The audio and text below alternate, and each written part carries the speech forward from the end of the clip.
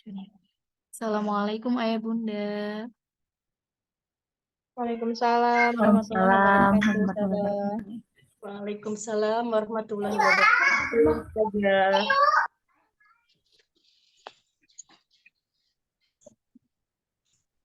Saya ucapkan jazakillah khair, jazakumullah khair untuk yang sudah bergabung dan mohon ditunggu sebentar ya. Kita sambil menunggu.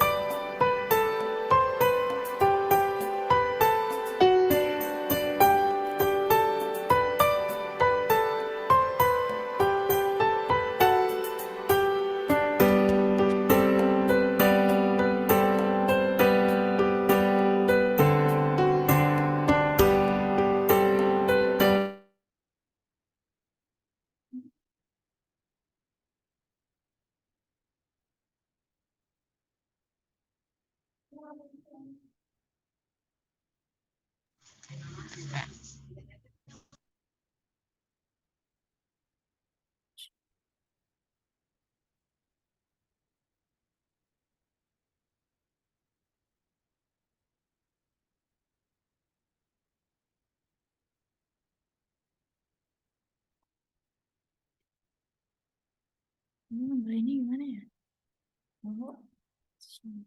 Udah gitu belum? Setelah lagi aja,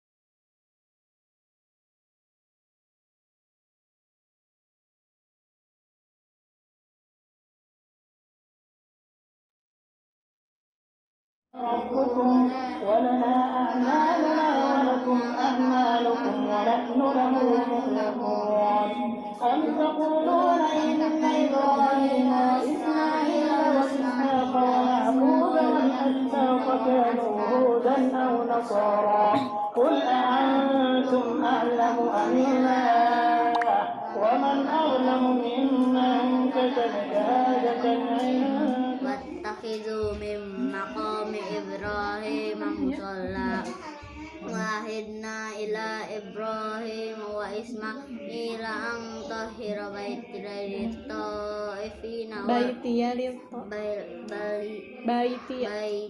للطائفين والعاكفين والركع الظالمين وإذ جعلنا البيت مثابة للناس وأمنا واتخذوا من مقام إبراهيم مصلى وعهدنا إلى إبراهيم وإسماعيل أن طهر بيتي للطائفين والعاكفين والركع السجود وإذ قال إبراهيم رب اجعل هذا بلدا آمنا وارزق أهله من الثمرات من آمن وإن كنتم في ريب مما نزلنا على عبدنا فأتوا بسورة من مثله فادعوا شهداءكم من دون الله إن كنتم تعلمون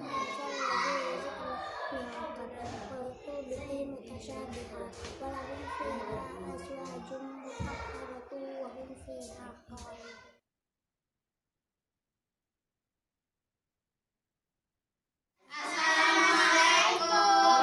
Doakan kami agar menjadi anak yang soleh. Dadah.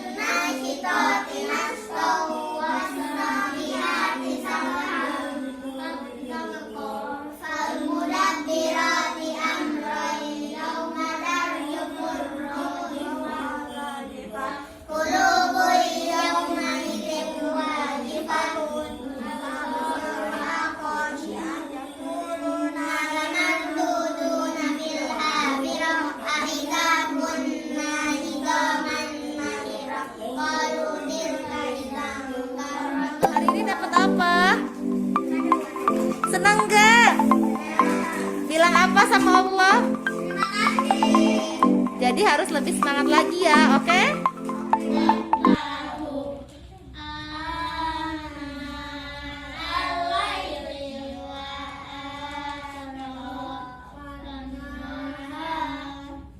Belum masuk Pak, Bu.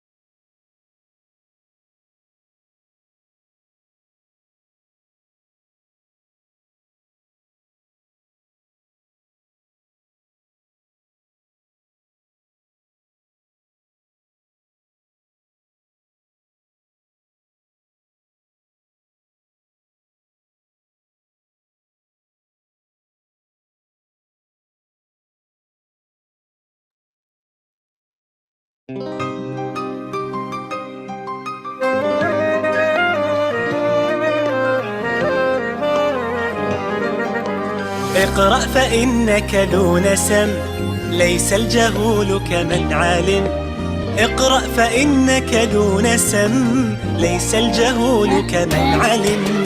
اقرأ بأول آية نزل الكتاب المحتكم. والله علم خلقه والله أقسم بالقلم. اقرأ بأول آية نزل الكتاب المحتكم. والله علم خلقه والله أقسم بالقلم. اقرأ اقرأ اقرأ اقرأ فإنك ذو نسم ليس الجهول كمن علم. اقرأ بأول آية نزل الكتاب المحتكم. والله علم خلقه والله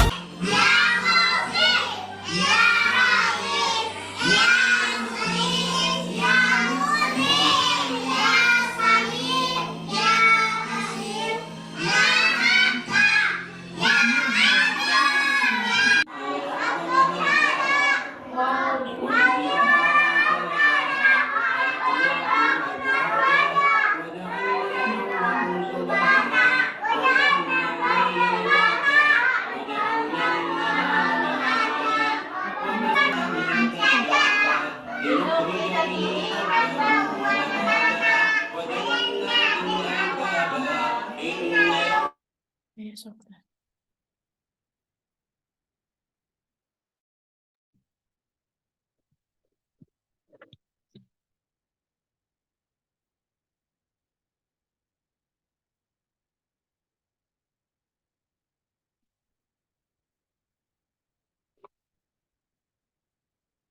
Alhamdulillah, materi kita sudah masuk ya.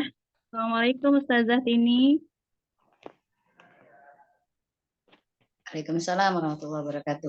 Alhamdulillah. Gimana Ustazah, sehat? Sehat alhamdulillah.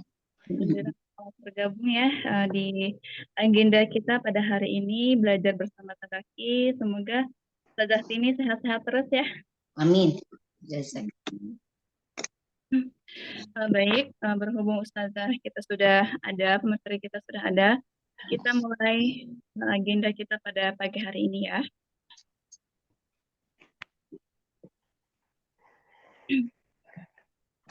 Bismillahirrahmanirrahim. Assalamualaikum warahmatullahi wabarakatuh. Waalaikumsalam. Waalaikumsalam warahmatullahi wabarakatuh. Alhamdulillahirabbil alamin, wassalatu wassalamu ala asrofil anbiya'i wal mursalin wa ala alihi wa sahbihi rasulillahi ajmain. Puji syukur kehadirat Allah Subhanahu wa taala yang mana Allah telah memberikan kita kesehatan, kenikmatan kepada kita semua sehingga kita bisa berkumpul kembali dan bermuwajahah kembali dalam menuntut ilmu pada pagi ini dalam keadaan sehat walafiat.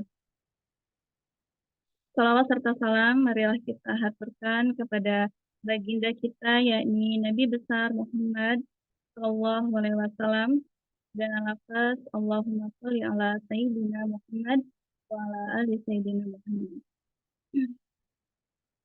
Yang terhormat kepada Ustazah Inung Rohiyah dan Ustazah Yani selaku Kepala Sekolah Tabaki 1 dan Tabaki 2 Irsyadul Ibad, dan yang kami hormati kepada pemateri kita Ustazah Tini Rizmawati LC, dan yang kami hormati dan yang kami banggakan kepada seluruh orang tua yang hadir pada hari ini. Baik, sebelumnya saya akan membacakan rundown acara pada pagi hari ini.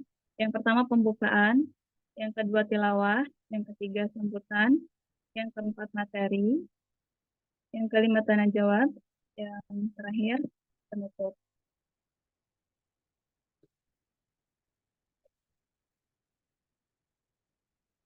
Baik, kita masuk ke agenda pertama, yaitu pembukaan.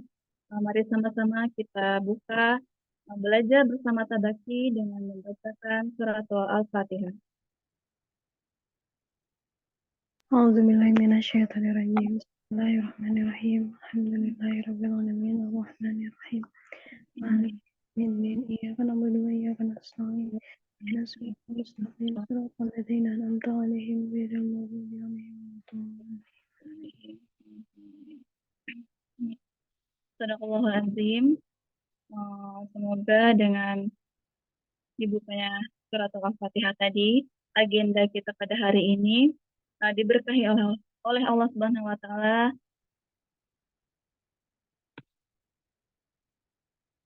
Amin. Selanjutnya yaitu tilawah yang akan dibacakan oleh siswa-siswi kita dari level 1 Bilal bin Rabah. Kepada Aska dan Naira dipersilahkan. Bagus ya.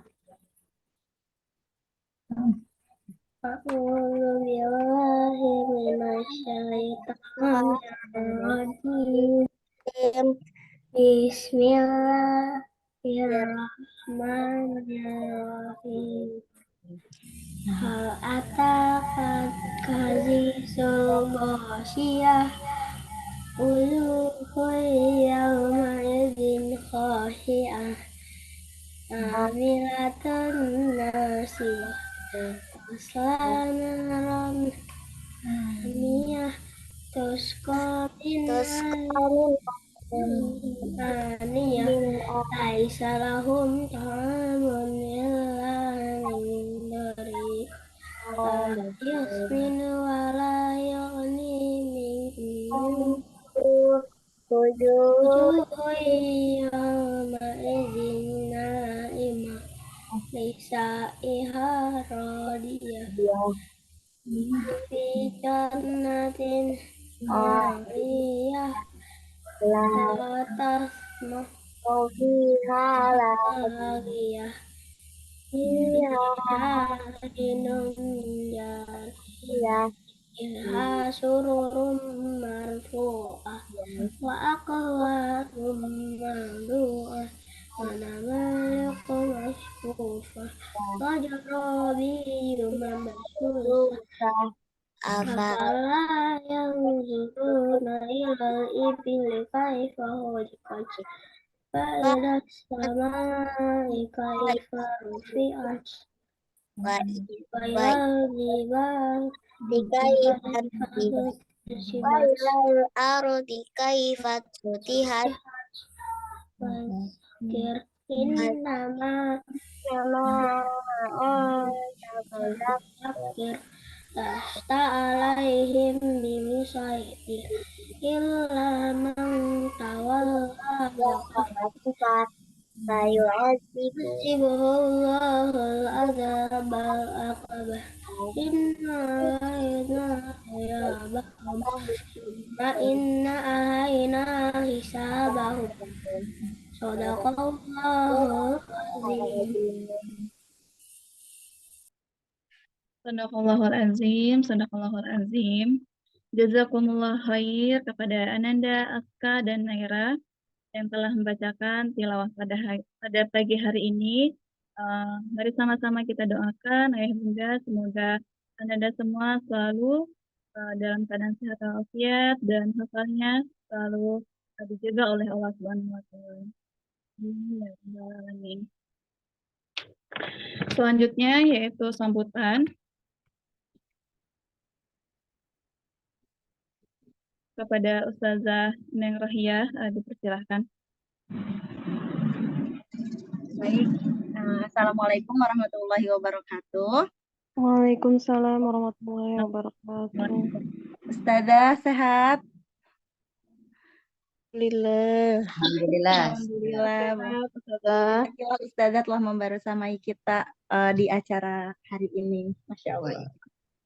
Iya. Bismillah. Alhamdulillahirrabbilalamin. Wabihi nasta'in ala umuri dunia waddin.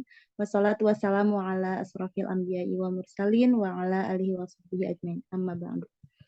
Yang terhormat Ustazah Tini Rehmawati Elsi selaku pemateri kita hari ini yang Masya Allah luar biasa mau menyempatkan waktunya di tengah kesibukannya yang sangat padat. Jazakillah khair Ustazah. Selamat datang. Ini kita dari Tabaqi Irsyadul Ibad. Ya. Yang saya hormati ayah bunda hebat semuanya, baik dari Tabaqi 1 atau Tabaqi 2. Jadi Tabaqi itu udah ada 2 Ustazah. Ada yang di Labuan, ada yang di Maja gitu ya, Masya Allah. Alhamdulillah. Barakallahu fiik. Ya. Yang saya hormati seluruh fasilitator Tabaqi yang luar biasa, mudah-mudahan juga selalu diberikan kesehatan dan kesabaran dalam mendidik anak-anak kita semua di Tabaqi dan juga mendampingi dalam hafalan Al-Qur'annya. Amin. Puji syukur kita panjatkan kepada Allah Subhanahu wa taala karena berkat Allah lah kita bisa berkumpul walaupun dalam Zoom ya, belum bisa bertatap langsung, tapi mudah-mudahan nanti insya Allah bisa bertemu dalam satu ruangan. Tapi mudah-mudahan walaupun acaranya online tidak menutup rasa syukur kita kepada Allah Subhanahu wa taala dan semangat kita untuk belajar hari ini. Salawat teriring salam tak lupa kita curahkan kepada baginda besar Nabi Muhammad Sallallahu Alaihi Wasallam, pada keluarganya, sahabatnya, dan juga mudah-mudahan kepada kita selaku umatnya. Amin, amin ya rabbal alamin. Ayah bunda semua, jazakumullahu khair atas kehadirannya, atas waktunya menyempatkan dalam agenda rutin kita. Mudah-mudahan belajar bersama Tabaqi di hari ini bisa membawa banyak pelajaran untuk kita, tentunya untuk saya, untuk para fasilitator dan juga ayah bunda semua, karena mendidik anak itu bukan hal yang mudah, apalagi saya juga belum memiliki putra atau putri dan sebagian dari kita juga fasilitator juga belum memiliki putra atau putri. Dan harapan saya mudah-mudahan setelah ini kita bisa semakin semangat lagi dalam mendampingi putra-putri kita, terutama dalam hafalannya, dalam mendampingi di rumah, karena bagaimanapun pendampingan orang tua itu yang paling utama, karena di sekolah itu hanya sebentar waktunya. Dan juga mudah-mudahan kita bisa banyak belajar hari ini, bahwa nanti mudah-mudahan juga anak kita adalah anak-anak yang bisa mengantarkan kita ke surganya Allah, seperti tema kita hari ini, anakku jembatan surgaku. Karena itu perlu ilmu yang sangat sangat banyak, tentu saja juga komitmen dari kita sebagai ayah bunda dalam mendampingi putra-putri kita. Terakhir, saya mewakili teman-teman semua di Tabaqi mohon maaf apabila selama kegiatan ini mungkin ada kesalahan, baik secara teknis ataupun pengucapan, mohon dimaafkan. akhir kata, terima kasih banyak untuk semua yang telah hadir dan juga untuk panitia yang sangat luar biasa mensupport kegiatan rutin kita hari ini. Mudah-mudahan Allah selalu memberikan kesehatan dan juga keberkahan dalam kegiatan kita setiap harinya. Amin. Akhir kata, wassalamualaikum warahmatullahi wabarakatuh. Waalaikumsalam warahmatullahi wabarakatuh. Waalaikumsalam warahmatullahi Bila hadir kepada Ustazah Yahya yang telah menyampaikan pembicaraan kita semua. Selanjutnya kita masuk ke acara inti ya, yaitu penyampaian materi. Sebelum penyampaian materi berlangsung, izinkan saya untuk membacakan skrip terlebih dahulu. Nama lengkap Hajah Tini Rismawati LC, tempat tanggal lahir Tangerang, 10 Desember 1969, alamat Kompleks Graha Metro Serang, Blok B nomor 2, Cipocok Serang. Status sudah menikah dan dikaruniai 7 orang anak. Riwayat pendidikan SDN Bayangkari 1 Serang, SMP 15 Bandung, SMAN 2 Bandung, S1 Al-Azhar Kairo Mesir, S2 UIN dari Hidayatullah Jakarta. Selanjutnya pengalaman organisasi bersama Ketua Salimah Provinsi Banten 2 periode, Ketua BKMM Kota Serang, dan yang selanjutnya pengalaman materi kajian rutin RS Sari Asih Serang, kajian rutin Kompleks Taman Graha Asri Serang, kajian rutin Kompleks Graha Metro Serang, kajian rutin Kompleks Putra dan Serang. Dan masih banyak kajian-kajian yang beliau isi, Masya Allah ya.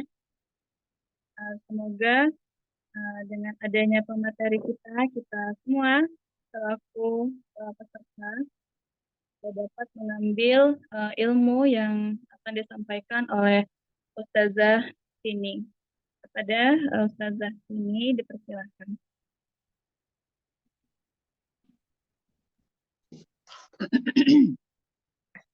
Bismillahirrahmanirrahim. Assalamualaikum warahmatullahi wabarakatuh. Waalaikumsalam. Alhamdulillah. Alhamdulillah. Innal hamdalillah. Nahmaduhu wa nasta'inu wa nastaghfiruh. Wa na'udzu billahi min syururi anfusina wa min sayyiati a'malina. May yahdihillah fala mudilla lahu wa may yudlil falan tajida lahu waliyyan mursyida. Asyhadu an la ilaha illallah wa asyhadu anna Muhammadan abduhu wa rasuluh la nabiyya ba'dah. Alhamdulillah, segala puji dan syukur kembali kita panjatkan kehadirat Allah Subhanahu wa taala atas segala nikmat, karunia, kesempatan dan kesehatan yang kita miliki sampai hari ini ya. Sehingga kita bisa bertemu walaupun pertemuan dalam ruang Zoom ya, insyaallah mewakili pertemuan kita secara fisik atau secara offline. Semoga tetap dicatat oleh Allah Subhanahu wa taala sebagaimana yang disabdakan oleh Rasul SAW dan sebuah hadis, "Ma min qaumin ijtama fi baitin min buyutillah yatluna kitaballahi summa yatadarasunahu bainahum illa nazalat alaihim sakinah wa ghasyiyatuhumur rahmah wa hafatz bihimul malaikah wa dzakarahum fi mala'in khairum minhum." Jadi semoga saja bertemunya kita walaupun tidak secara fisik ya tetap menjadi pertemuan yang sama seperti mana dalam hadis tadi. Bahwa siapapun dari kaumku yang dia berkumpul minimal kaum itu 3 ya, minimal 3 orang berkumpul. Kemudian diawali dengan yatsluna kitaballah. Tadi anak-anak kita, anak soleh-solehah kita sudah mengawali ya dengan membuka di awal dengan surat dengan Al-Qur'an tadi ya, surat Al-Ghasyiyah. Kemudian setelah itu sumaya tadarasunahu bainahum, akan dikaji atau dibedah ya, disampaikan di dalamnya tentang ayat-ayat dan hadis-hadis Rasulullah SAW. Maka untuk mereka yang berkumpul itu nazalat alaihim sakinah, pertama ya akan diberikan ketenangan selama 1 jam atau 1 jam ke depan. Mudah-mudahan kita diberikan ketenangan, kenyamanan ya, walaupun mungkin masih ada yang belum beres kerjaan rumahnya ya Bu, Bunda. Ada yang cuci piringnya mungkin terhambat atau belum tuntas, ada yang cucian bajunya belum sempat jemur, barangkali ada yang belum sempat nyapu. Saya sendiri belum sempat nyuci tadi ya. Tidak apa-apa, tapi itu semua menjadi sesuatu yang kita tinggalkan sejenak, karena kalau kita ikut terus dengan pekerjaan rumah tidak akan ada selesainya ya. Sementara kita juga dituntut untuk mencari ilmu, karena ilmu ini juga menjadi bekal bagi kita untuk membekali perjalanan kita yang panjang nanti di akhirat. Ya, jadi mudah-mudahan kita semua sejam atau satu jam setengah ke depan diberikan ketenangan, kenyamanan untuk bersama-sama dalam forum ini mencari rahmat nikmat Allah Subhanahu wa taala. Kemudian yang kedua, setelah nazalat alaihim sakinah wa ghasyiyatuhumur rahmah, Allah akan juga turunkan rahmat bagi mereka yang berkumpul dalam majelis tadi ya. Dan rahmat Allah ini seperti mana yang kita harap ya, karena rahmat inilah nantinya yang akan menyelamatkan kita dari api neraka. Dan rahmat ini jugalah yang sekehendak Allah diberikan kepada siapa yang dikehendaki, dan juga dipilih oleh Allah siapa yang akan diberikan rahmatnya. Nah, rahmat ini sebenarnya meliputi segala sesuatu ya. Dalam satu ayat Allah berfirman, ya dalam hadis juga ya ada disampaikan oleh Rasulullah, Allah menyampaikan pesannya bahwa inna rahmati yaghlibu ghadabi. Sesungguhnya rahmatku itu mengalahkan kemarahanku. Jadi kalau layaknya seperti manusia itu ya, banyak dosa, banyak kesalahan, kayaknya sih Allah marah itu pantas gitu ya. Karena kita banyak malesnya menjalankan kewajiban, tidak optimalnya atau belum maksimalnya dalam menjalankan kewajiban ya. Kemudian mengerjakan tapi sekedarnya atau belum fokus ya, masih acak-acakan fokus kita untuk menjalankan ibadah, sehingga kehusuan kita ya yang menjadi korban. Dan ini seharusnya Allah sebagai zat yang menciptakan kita, yang memerintahkan kita tugasnya hanya ibadah, itu ya kalau mau dibilang marah sih boleh marah ya, tetapi Allah sendiri yang menyatakan inna rahmati yaghlibu ghadabi. Sesungguhnya rahmatku mengalahkan kemarahan. Masya Allah. Jadi ini luar biasa sekali ya. Dan kita bisa mendapatkan rahmat itu dengan berkumpulnya kita dalam majelis, baik offline insya Allah ya, ataupun juga online pengganti dari majelis kita yang offline insya Allah. Kemudian setelah itu, nazalat alaihim sakinah wa ghasyiyatuhumur rahmah wa hafatz bihimul malaikah. Dan majelis kita ini insya Allah akan dibersamai oleh para malaikat, ditemani, dibersamai, dilindungi ya oleh para malaikat. Bahkan dari sejak kalau kita offline ya, dari sejak kita berangkat keluar rumah, membaca doa Bismillahirrahmanirrahim, Bismillahirrahmanirrahim, maka yang membersamai kita adalah malaikat dengan membawa bendera ya. Karena malaikat yang mengiringi kita, kemudian dengan membawa benderanya, maka setan, jin, ya ifrit semua kabur kira-kira begitu ya. Dia tidak berani mendekati orang yang sudah dikawal oleh malaikat. Ya, kita pun insya Allah di sini di ruang Zoom ini juga yakin dibersamai oleh para malaikat. Jadi malaikat betul-betul menemani kita. Bahkan di hadis yang lain, ya, ruang di mana kita duduk, saya duduk di kursi ya. Kemudian di atas sana ada langit yang kalau kita menengok ke atas ya, kalau di dalam rumah sih ada langit-langit ya. Tapi kalau kita di luar, betul-betul melihat ke atas ada langit ya yang Allah ciptakan. Maka antara bumi yang kita duduki ini atau yang kita pijak ini dengan langit di atas kita itu dipenuhi oleh para malaikat.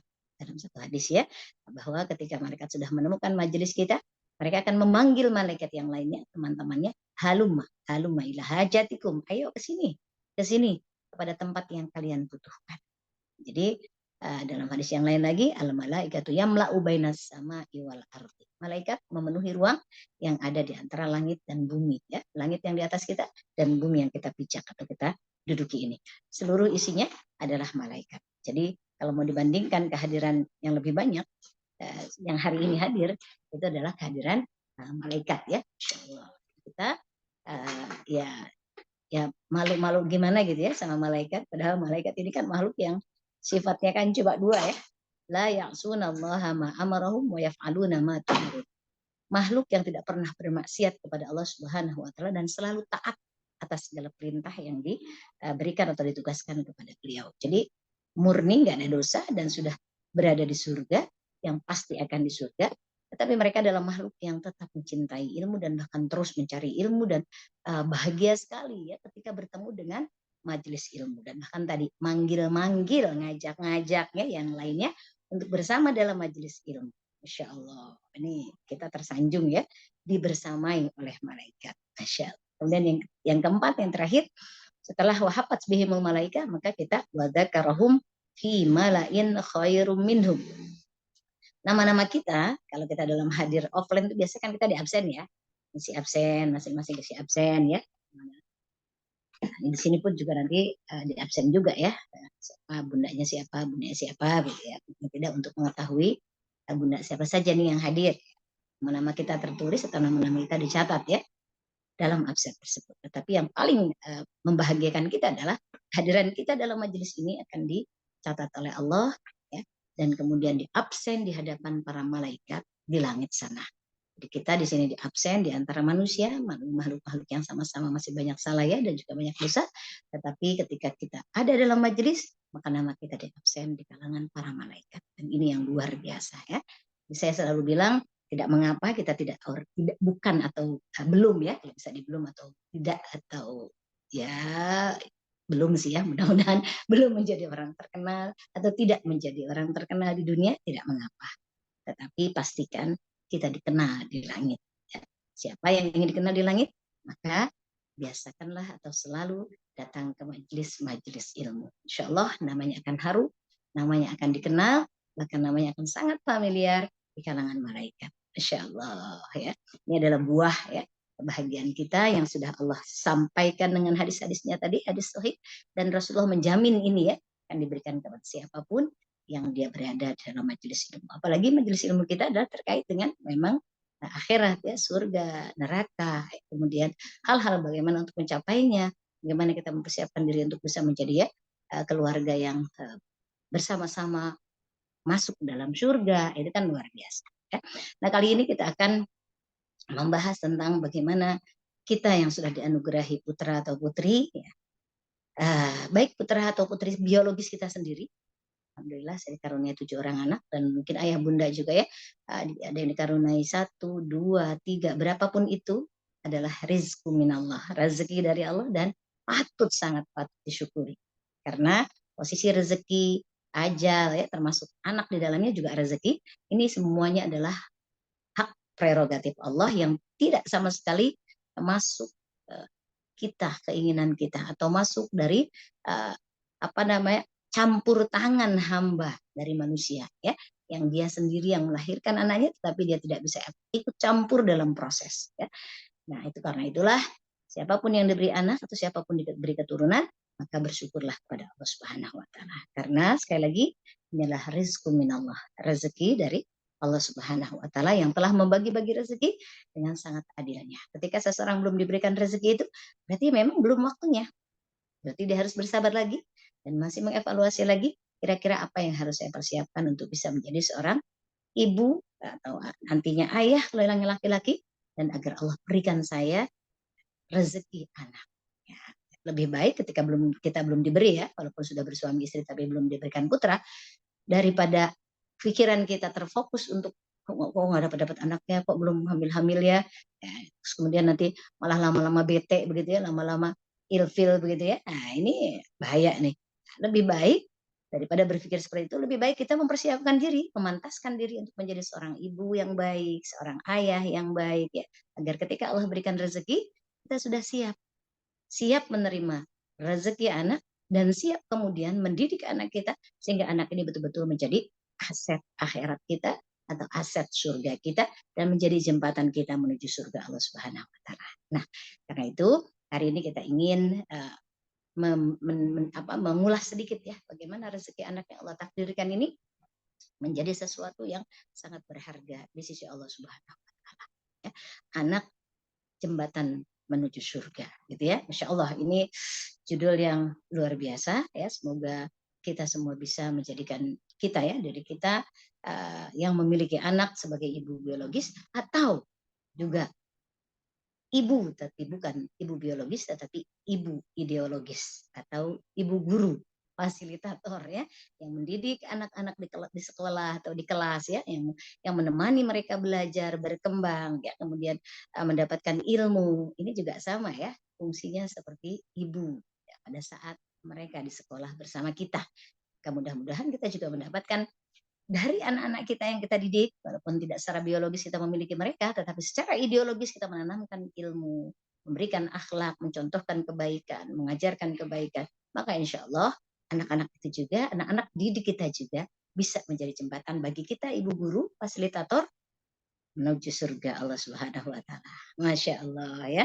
Karena kalau cuma ibu yang biologisnya aja gitu, padahal yang mendidik misalnya karena kesibukan orang tuanya ya, yang mendidik alif baknya, akhlaknya ya, dan sholatnya dan sebagainya lebih banyak ibu ideologisnya, masya Allah. Jadi sama-sama ya, semua akan mendapatkan pahala dengan amal soleh yang ditanamkan.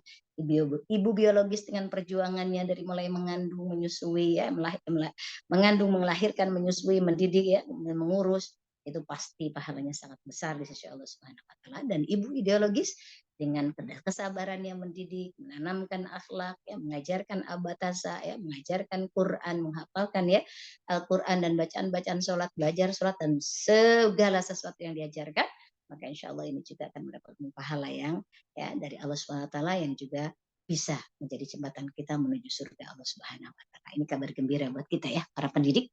Nah, saya pun juga sebagai pendidik yang tidak lepas dengan harapan bahwa apa yang saya tanamkan dan ajarkan kepada anak-anak kita ini juga menjadi jembatan kita menuju surga. Masya Allah. Jadi tenang ya, Bu Guru, tadi Bu Kepala Sekolah sudah menyambut kita dengan sambutan yang luar biasa. Jadi walaupun belum atau banyak yang belum menikah, tetapi pahalanya tetap mengalir ya, Masya Allah, fasilitator ya. Baik.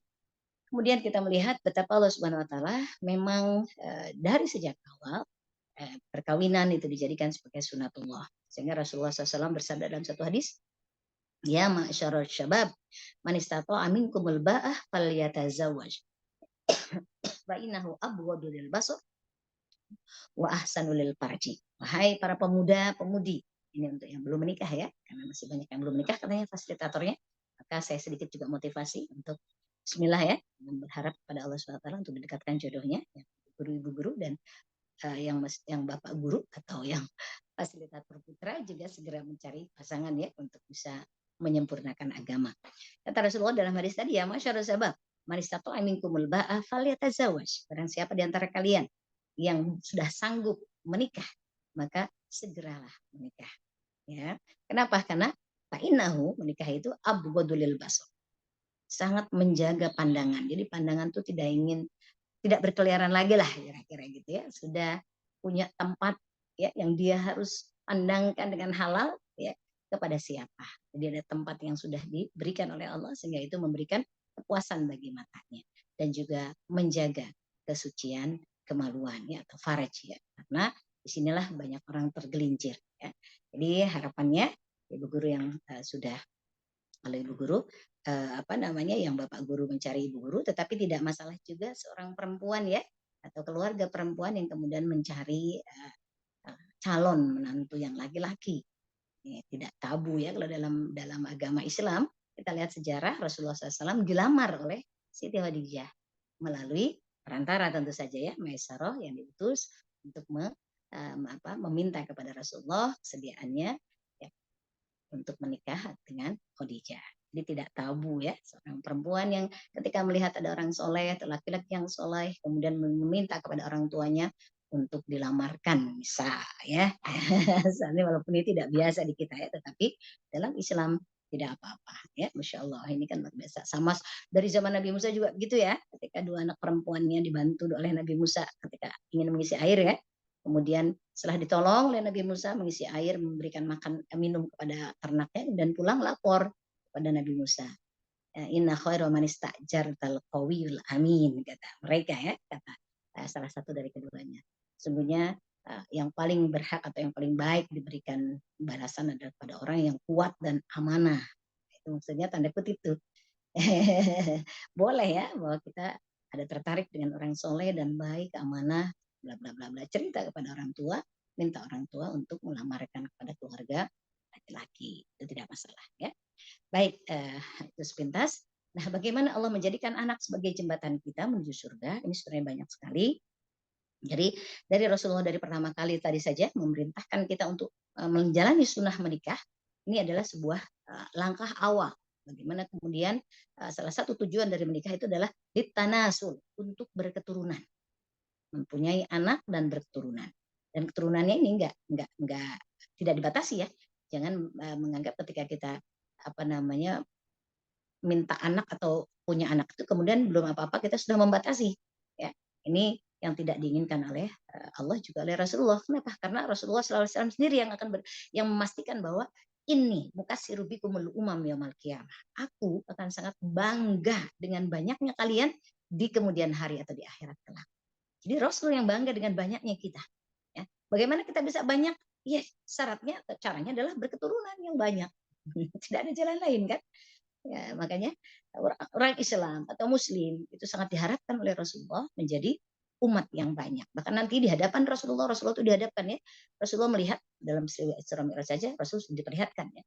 Bahwa nanti ketika Rasulullah itu melihat ada seseorang Nabi ya yang diikuti oleh segelintir orang, 1, 2, ada yang bahkan tidak diikuti oleh siapa-siapa, ada yang mungkin hanya oleh beberapa orang ya, di bawah 10 orang, ada yang mungkin agak banyak, lebih dari 10 orang, terus begitu. Sampai terakhir ada terlihat ya oleh Rasulullah seperti kumpulan awan begitu ya. Kalau di langit bisa seperti kumpulan awan, atau seperti banyak sekali begitu. Kemudian beliau bertanya ya Rob, hada man, itu siapa? Kalau tadi ya Nabi dengan 1, 2 orang, bahkan ada Nabi yang tidak ada pengikutnya, bahkan ada Nabi yang mungkin tadi ya di bawah 10 orang pengikutnya, ada Nabi yang mungkin 20, 30, ada semua. Ya. Tapi ketika Rasulullah disuruh melihat, umatku gimana ya Rasulullah? Ya Allah. Nah Rasul diberikan unzur hada. Lihatlah kamu ke lembah tadi di yang landai, tempat yang landai sana. Begitu Rasulullah melihat banyak sekali itu ya umatnya. Kemudian unzur fil ufuk, lihat ke ufuk sana. Ufuk itu kan kita bisa lihat sepanjang mata memandang gitu ya, ufuk kan ya. Jika Rasulullah melihat, nah, itu adalah umatmu kata Allah. Masya Allah. Kemudian Allah tanya, ridhokah engkau? Itu adalah umatmu. Iya, ya Allah, aku ridho. Masya Allah. Jadi ini adalah sebuah tanda ya bahwa memang ya umat Nabi Muhammad ini adalah umat yang terbesar. Umat yang paling banyak dari pengikutnya dari umat-umat yang lain di nabi-nabi yang sebelum nabi kita. Karena itu kemudian ya salah satu hikmah terbesar dalam menikah adalah litanasur, untuk berketurunan. Ya, karena inilah kenapa kemudian disunahkan atau diperintahkan kita menikah. Jadi jangan sampai tadi orang mau menikah tapi tidak mau punya anak, atau orang menikah tapi membatasi anak. Orang mau menikah tapi tidak mau ada tanggung jawab anak, tidak mau ada beban nanti yang terkait dengan anak. La haula wala quwwata illa billah. Gimana? Ya, ini sama dengan orang-orang Barat yang memang mereka mereka sudah terkontaminasi tentu saja akalnya ya, dan mereka memang tidak punya panduan agama sehingga mereka hanya mengikuti hawa nafsu sebagai ikutan dan sebagai Tuhan. Ya, hawa nafsu bilang bahwa tidak mau capek, yang perempuan nggak mau hamil dengan mabuknya, dengan pusingnya, dengan segala macam beban beratnya ya, belum lagi nggak mau melahirkan dengan beratnya dan ujian antara dunia hidup atau akhirat mati gitu ya, dunia akhirat ya. Itu kan perjuangan antara hidup dan mati, melahirkan itu. Kemudian setelah melahirkan pun tidak berhenti, menyusui bahkan sampai 2 tahun. Ini semua bagi mereka, mohon maaf, bagi orang-orang Barat, wanita-wanita Barat, menjadi sesuatu beban yang sangat membuat mereka tidak menginginkan memiliki anak. Tapi itu mereka yang tidak pernah punya agama, atau mereka punya agama tapi tidak punya aturan seperti aturan dalam Islam, bahwa perempuan dimuliakan justru karena keberadaan rahim di dalam perutnya. Kita perempuan dimuliakan oleh Allah karena dititipkan rahim di dalam perut kita. Karena itulah kemudian kita disebut 3 kali lebih mulia dari ayah, dari seorang laki-laki atau dari bapak ya. Nah, itu karena kemuliaan yang tadi, mulai hamil, mulai melahirkan, kemudian menyusu dengan segala perjuangannya dan pengorbanannya. Disinilah Allah nilai lebih seorang perempuan. Masya Allah. Jadi seharusnya kita bersyukur ya Allah, takdirkan hamba menjadi seorang perempuan, dan ibadah kita atau kunci surga kita bersama keperempuanan kita, atau takdir sebagai seorang perempuan ini ya. Dan seorang perempuan ini akan sangat dimudahkan sekali masuk surganya kan. Insyaallah. Kata Rasulullah dalam satu hadis, idza mata imra'atin wa zawjuha radin anha dakhalatil jannah. Selesai. Jika ada seorang wanita meninggal dan suaminya ridho terhadap dirinya, sudah masuk surga lah dia. Masya Allah. Bahkan ketika seorang perempuan melahirkan, kemudian wafat, syahidah dia. Nah, insya Allah. Apakah hal-hal ini kemudian tidak menjadi motivasi buat kita? Ya, bagi seorang muslim, ini memang motivasi. Ya, jangan melihat orang barat tadi, karena orang barat memang hidupnya hanya mengikuti nafsu, dan nafsu kemauan dan keinginannya adalah sesuatu yang tidak mau susah. Maunya enak-enak, tidak ada tanggung jawab, semaunya saja. Nah, itulah nafsu. Ya, dan mereka sudah terjerat dalam nafsu rendah, ya, nafsu hewani atau nafsu manusia yang dipenuhi dengan segala syahwat. Nah, itulah mereka. Kita tidak menginginkan itu dan kita ingin ikut aturan seperti apa yang diinginkan oleh Allah Subhanahu wa taala. Nah, karena itu kemudian kita ditakdirkan sebagai perempuan melahirkan seorang anak. Nah, ketika kita mengandung saja, ya Allah sudah menyatakan dalam sebuah ayat kan ya. Nah, ini wahamalatu ummuhu kurhan wahnan ala wahnin wa fisaluhu fi amri. Seorang ibu mengandung ya semakin lemah ditambah lemah. Bulan bertambah bulan, tambah berat. Bulan bertambah bulan, tambah besar hamilnya. Bulan bertambah bulan, tambah tidak nyaman kondisi kita ya. Makan cepat lapar, tapi makan banyak juga cepat begah gitu ya, cepat sesak. Tidur miring kiri salah, miring kanan salah, apalagi terlentang. Tapi itu kita nikmati saja sebagai bagian pengorbanan dari seorang wanita. Ya. Nah, ini ternyata oleh Allah diberikan hadiah dan pahala yang besar dengan upaya, dengan kesubuhannya, kesabarannya, ya, melalui proses sebagai seorang wanita. Masya Allah, ini luar biasa ya. Ini kemuliaan Allah untuk kita perempuan. Ya. Kemudian kalau kita punya anak, ya, anak bisa menjadi jembatan surga tadi, ya, Bapak. Kita semua menginginkan anak. Karena tadi keutamaan dari mulai hamilnya saja, kemudian menyusuinya tadi ya, sudah diberikan pahala-pahala. Maka kita berharap yang belum punya anak juga ya, mudah-mudahan dimudahkan untuk mendapatkan keturunan. Dan kita yang memiliki anak bahwa sadar betul bahwa ini betul-betul titipan Allah. Bahwa ini adalah anak kita, ini adalah amanah Allah Subhanahu wa taala yang tidak bisa kita sia-siakan. Ya, jangan pernah kita menganggap ya gampanglah ntar mau punya anak mah program lagi. Tidak begitu ya. Kalaupun kita mau program atau kalau dalam bahasa Arabnya ada tanzimun nasl. Tanzimun nasl ini kan mengatur ya kelahiran atau ya kelahiran anak. Jadi yang anak pertama udah 3 tahun dulu lah, baru nanti punya anak kedua atau 4 tahun dulu lah, baru itu namanya tanzimun nasl. Dalam Islam masih diperkenankan atau diizinkan. Tetapi ketika ujung-ujung dari tanzimun nasl berubah menjadi tahdidun nasl, pembatasan anak atau pembatasan keturunan. Nah, di sini tidak boleh dalam Islam, dilarang dalam Islam. Nah, biasanya kan ibu-ibu awalnya, yalah mau KB dulu biar ngatur jarak, ya kan? Nah, ntar anak saya yang udah gede, dia yang pertama 4 tahun barulah punya anak yang kedua. Dan anak yang kedua udah 3 tahun atau 4 tahun barulah punya anak ketiga. Tapi setelah anak pertama sudah 4 tahun, lewat 5 tahun, 6 tahun, keenakan. Enak, nggak capek lagi hamil, nggak mual, nggak muntah, nggak berat hamilnya, nggak mabok ya. Kemudian susah melahirkannya, tuh kebayang melahirkannya sakit, ya. Akhirnya mendidiknya lagi, bla bla bla bla bla. Wah, berubah deh pikiran. Sudahlah, 2 aja. Gitu ya. Jadi dari tanzim awalnya menyusun atau mengatur ya, menjadi membatasi. Nah, ini yang tidak boleh dalam Islam. Jadi KB aslinya boleh, tetapi dilarang karena ada perubahan niat. Perubahan dari awal yang mengatur, atau ya tanzim itu kan mengatur, membatasi, bukan membatasi ya, mengatur jarak, ya agar ibu sehat, anak sehat, begitu ya, mendapat perhatian cukup ASI dan bla bla bla. Tapi kemudian berakhir dengan tahdidun nasab, membatasi keturunan. 2 aja lah, cukup, laki perempuan sama. Gitu ya Bu ya. Nah, ini kita hati-hati. Kalau kita membatasi ternyata tidak diperkenankan karena yang berhak membatasi Allah. Allah mau kasih berapa, itu haknya Allah. Dan itu rezeki kita. Allah tidak memberi juga itu hak Allah. Kita tidak bisa berbuat apa-apa. Allah mau memberi banyak juga adalah kehendak Allah. Kita bersyukur. Ya, itu semua atas ketetapan Allah. Nah itu ya. Jadi mudah-mudahan kita semangat nih ibu-ibu muda. Yang masih bisa berketurunan. Ayo. Perbanyak keturunan kita akan menjadi kebanggaan Rasulullah.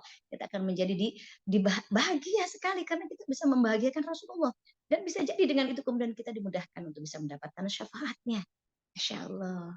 Lapor sama Rasulullah, ya Rasulullah anak saya banyak karena saya termotivasi dengan keinginanmu yang ingin umatmu banyak.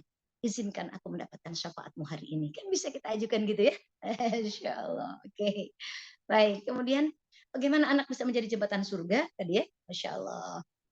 Jadi dalam satu hadis diriwayatkan bahwa anak itu yang dari sejak dia dilahirkan, misalkan salah satu contoh hadis ya, anak kita ketika kita dititipkan anak oleh Allah Subhanahu Wa Taala, misalnya anak perempuan, ya.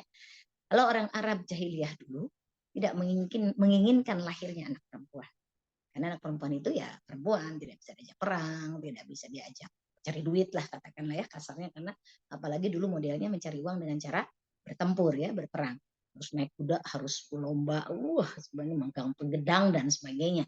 Anak perempuan tidak semua bisa diperlakukan seperti itu ya, atau diajak seperti itu. Akhirnya mereka lebih mengharapkan lahirnya seorang anak laki-laki. Makanya Allah merekam dalam ayat, fa idza busyira ahaduhum bil unsa dhalla wajhuhu muswaddan wa huwa kadhim yatawara minal qaumi ma busyira bihi. Ya. Kemudian pilihan mereka hanya dua. Ayumsikuhu ala hunin am yadussuhu fit turab. Ala sa'a ma yahkumun, kata Allah ya. Jadi ketika mereka diberikan kabar gembira tentang lahirnya seorang anak perempuan, ya, maka kemudian wajah mereka berubah, muswaddan fahuwa kadhim, memerah kehitaman saking marahnya apa yang disampaikan tentang berita kelahiran seorang anak perempuan. Astagfirullahaladzim ya. Kenapa? Ya karena mereka merasa malu. Dan pilihannya hanya dua tadi kata Allah. Mereka berpikir hanya dua yang mereka lakukan ketika dikabarkan tentang lahirnya seorang anak perempuan. Ayumsiku ala hunin, apakah aku akan memelihara anak ini dengan konsekuensi hina? Ya.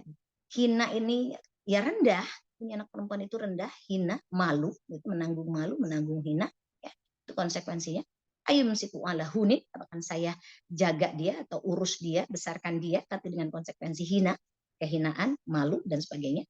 Atau pilihan kedua adalah am yadussuhu fit turab, atau saya kuburkan saja anak ini hidup-hidup.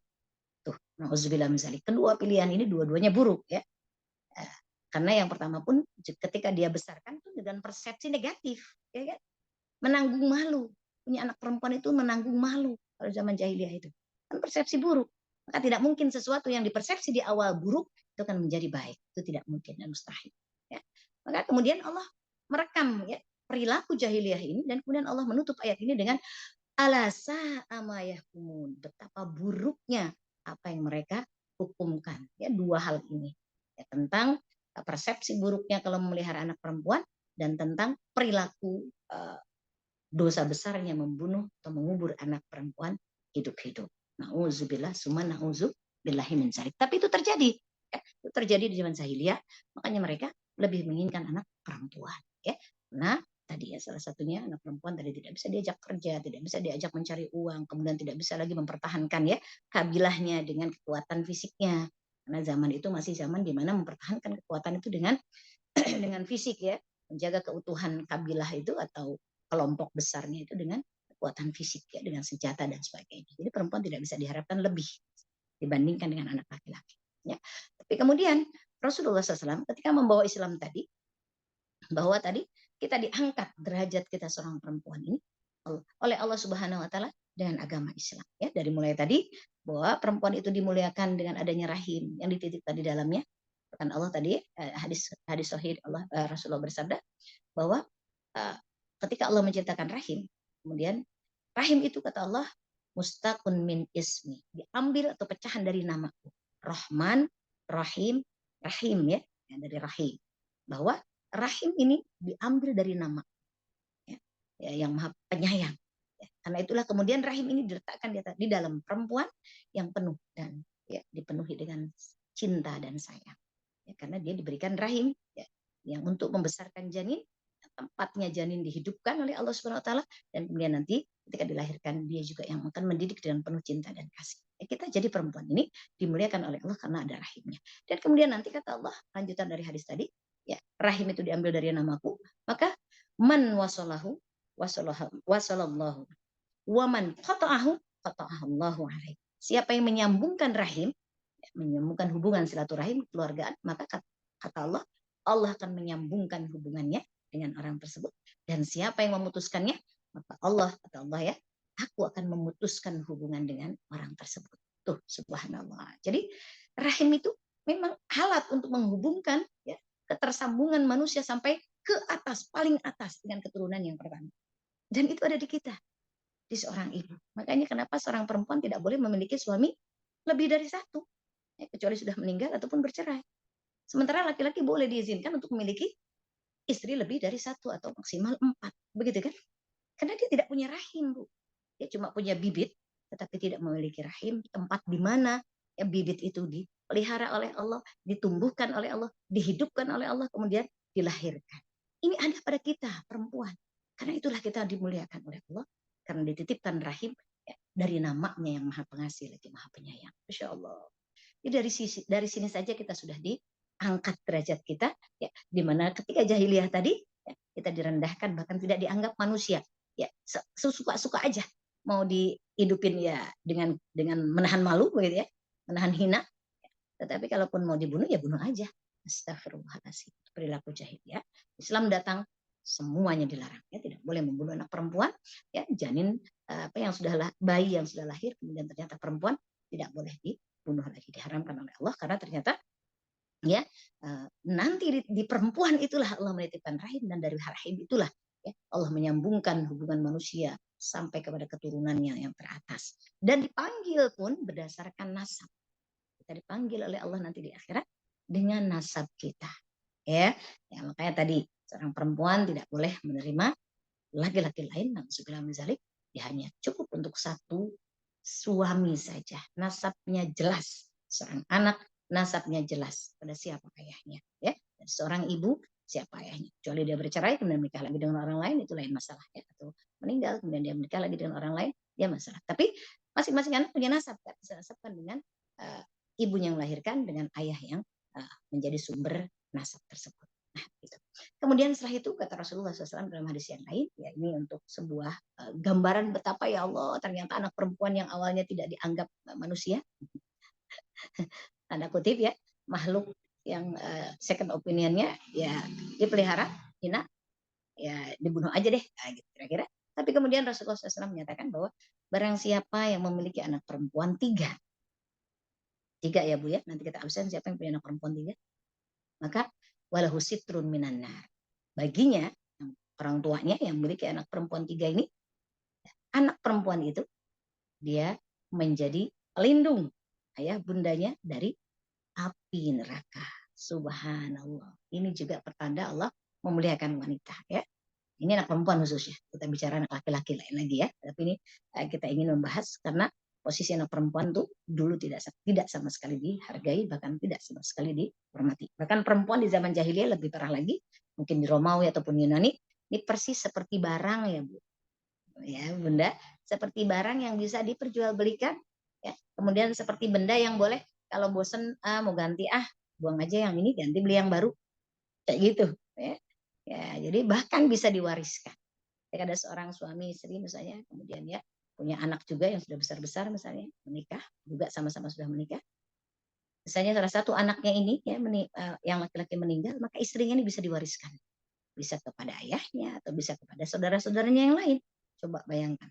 Jadi perempuan itu seperti benda atau juga seperti harta yang bisa diwariskan dari satu ke yang lainnya. Itu di zaman jahiliyah ya, dan lagi-lagi ini tentu saja dihapuskan oleh Islam dan dilarang keras oleh Islam dan tidak seperti itu memperlakukan seorang wanita ya. Jadi wanita itu betul-betul dimuliakan dari sejak dititipkan ya rahim, karena akan menjadi sumber ya keterhubungan seseorang dengan nasabnya ya. Kemudian juga dimuliakan ya, ini kemuliaan anak perempuan diantaranya bahkan ketika masih jadi anak-anak pun sudah bisa menjadi kebanggaan ya orang tuanya. Yaitu ya, ketika seorang ditakdirkan punya anak perempuan 3, kemudian dia mendidiknya dengan baik, ya, sabar, ya, kemudian dia sudah bisa menjadi pelindung api neraka bagi orang tuanya, kedua orang tuanya tentu saja. Ya. Nah, ini ada dikisahkan juga dalam satu hadis.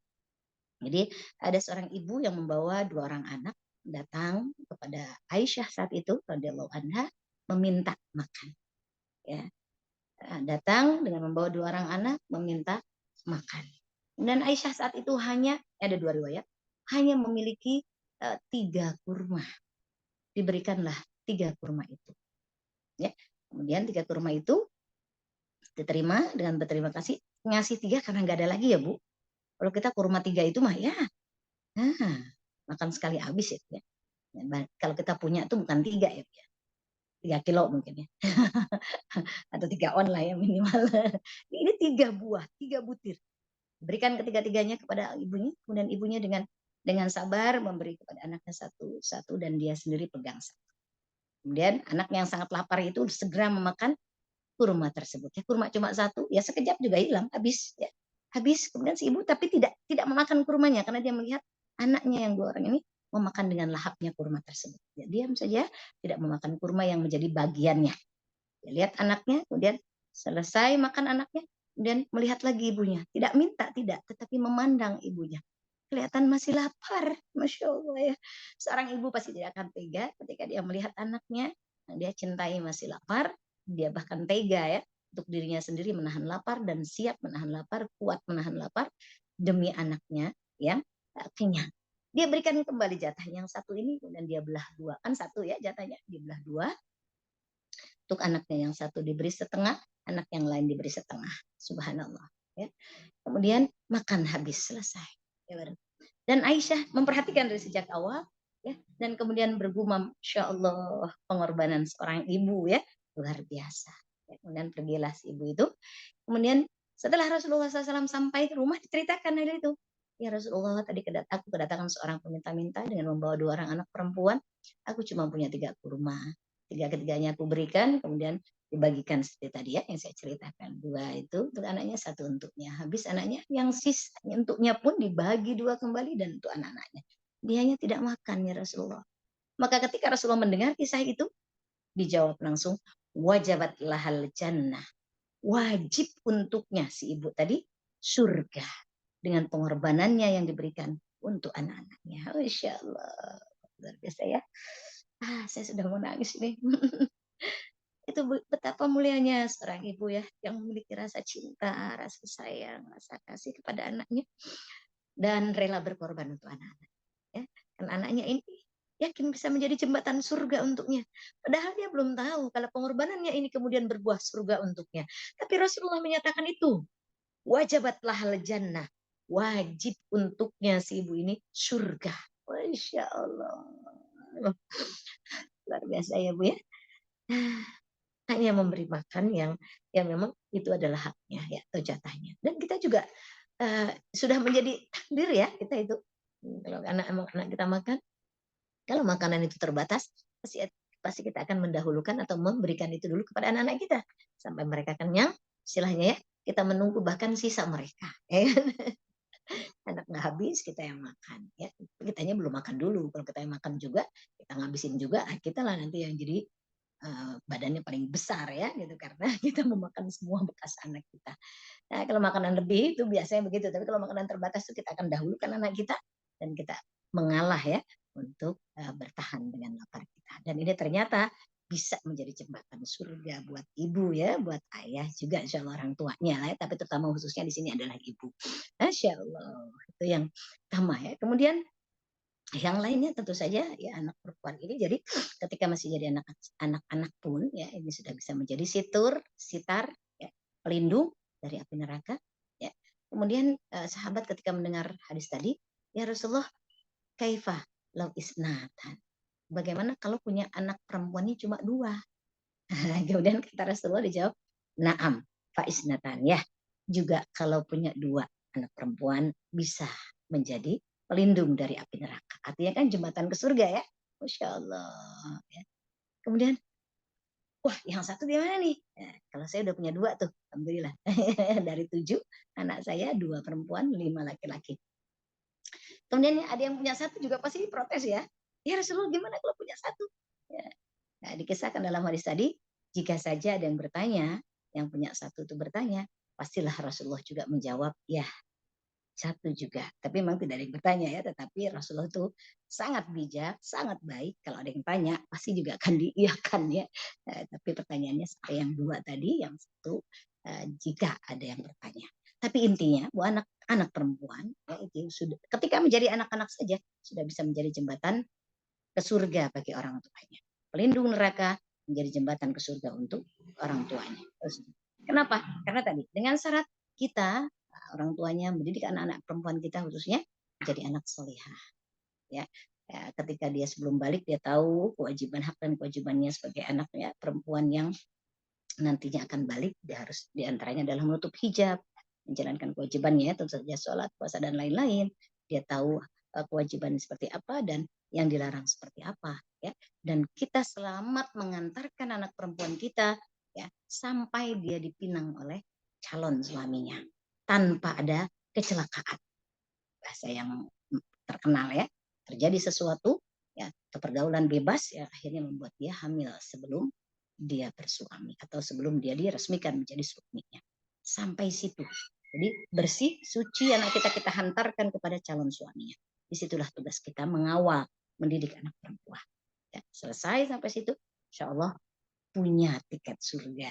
Masya Allah. Itu dari yang pertama, ya, dari anak perempuan. Kita bisa mendidiknya dengan baik, kita bisa mengantarkannya menjadi anak yang solihah, maka insya Allah kita sudah mendapatkan jaminan surga dari Rasulullah SAW. Baik, kemudian yang berikutnya adalah bagaimana kita juga anak-anak ini bisa menjadi jembatan surga untuk kita. Di antaranya adalah bagaimana kita mendidik mereka menjadi, ya, salah satunya dekat dengan Al-Quran. Baik dalam interaksinya, membacanya, kemudian lanjut menghafalkannya, tentu saja nanti lanjut untuk mentadaburi, menelaahnya, memikirkannya, kemudian mengamalkannya, ya, dalam semua sisi. Maka ini juga menjadi satu jaminan untuk kita, orang tua, yang memiliki anak, para penjaga Quran, para penghafal Quran, para pelaku Al-Quran, pelaksana Al-Quran, menjalankan Al-Quran. Ini insya Allah juga akan mendapatkan jaminan, ya. Di akhirat kita akan diberikan kebahagiaan yang tidak diberikan kepada orang-orang yang tidak memiliki anak atau keturunan yang menghafal Quran, ya. Makanya di markas Quran atau di Rutaba atau di Mataba, nama bisa berbeda-beda, ya, kita titipkan anak-anak kita didik dengan Al-Quran. Nanti kebahagiaannya, pahalanya itu untuk kita, orang tuanya. Jaminan surganya, jaminan diberikan mahkotanya itu untuk orang tuanya, ya kan? Nah, karena Rasulullah SAW sendiri yang akan menjamin itu, ya, seperti misalnya dalam hadis, ya, yang disampaikan oleh Rasulullah SAW, kan. Jadi Rasul itu kan menjamin siapa yang bisa mendidik anaknya dengan baik dan Al-Quran yang bisa dihafalkannya, maka diberikan orang tuanya tajan, ya. Tajan itu mahkota yang cahayanya melebihi sinar dan cahaya matahari di bumi. Itu luar biasa. Ya, jadi ini yang kedua, bagaimana kita mendapatkan cara dengan anak mendapatkan surga, atau anak menjadi jembatan kita menuju surga. Didik dia dengan Al-Quran, ya. Didik dia dengan sekolah-sekolah atau lembaga-lembaga atau pendidikan-pendidikan. Kalau kita mampu mendidik sendiri, silahkan, ya. Kita bisa mendidik dari A sampai Z-nya, ya, tentang Al-Quran, dari mulai Iqra-nya, kemudian dari mulai sampai tahsinnya, sampai bisa menghafalkannya, sampai bisa menelaah isinya, ya, mentadaburi, kemudian meresapi, kemudian menghafalkannya, kemudian melakukannya, melaksanakannya, kemudian mendakwahkannya, memperjuangkannya, maka silakan. Itu berarti utuh banget tuh, pahalanya kita ambil semua, ya kan. Tapi kalau kemudian karena ketidakmampuan kita, bisa ketidakmampuan secara keilmuan atau tidak mampu secara waktu karena sibuk misalnya, maka bismillah kita mencari, ya, di mana ada lembaga yang bisa menjadikan anak-anak kita menjadi para penjaga Al-Quran, ya. Dan ini juga keistimewaannya tentu banyak sekali, ya. Al-Quran ini kita tahu Al-Qurannya saja itu bisa menjadi syafaat, ya. Iqra'ul Quran fa innahu ya'ti yaumal qiyamah syafi'an li ashabi. Bacalah Al-Quran, karena dengan Al-Quran itu nanti akan menjadi syafaat di hari kiamat kelak. Jadi dan membaca ini tadi bukan hanya membaca, tetapi betul-betul memahami isinya, kemudian nanti memperjuangkan, ya, mengamalkan dan memperjuangkannya. Yang itu yang diinginkan. Jadi interaksi dengan Al-Quran dengan segala sisinya, tidak hanya satu sisi saja, yaitu membacanya. Tidak, ya, kita juga ingin semuanya. Dan kemudian dengan Quran juga kita akan ditinggikan di sisi Allah Subhanahu Wa Taala, ya kan? Posisi kita di surga ternyata juga bisa diangkat karena Al-Quran, ya. Ini hadisnya juga insya Allah kita sudah hafal, ya, insya Allah, ibu-ibu guru. Rasulullah SAW memerintahkan kita dalam satu hadis ini, nanti di surga itu kita disuruh baca Quran juga, Bu, ya, Bunda, ya, tetap suruh baca. Padahal di surga sudah tidak ada lagi perintah sholat, tidak ada lagi perintah zakat, ya, puasa, tidak ada lagi. Tetapi untuk Quran tetap masih disuruh membaca. Ya, Iqra, ya kan? Wartaq warattal kama kunta turattal fid dunya fa inna manzilataka inda akhiri ayatin taqra'uha. Bacalah Al-Quran, kemudian naiklah dan rotallah, rotal baca dengan tartil seperti mana kamu dulu membacanya di dunia, ya, maka tempat kamu di surga adalah di akhir ayat yang kamu baca. Pertanyaannya adalah, kita membaca Quran di surga itu apakah masih bisa membaca dengan mushaf? Tidak ada. Mushaf kan sudah diangkat oleh Allah, kalimat-kalimat Al-Quran itu sebelum dunia ini dihancurkan. Jadi sebelum bumi ini dihancurkan, maka Allah mengangkat kalamnya.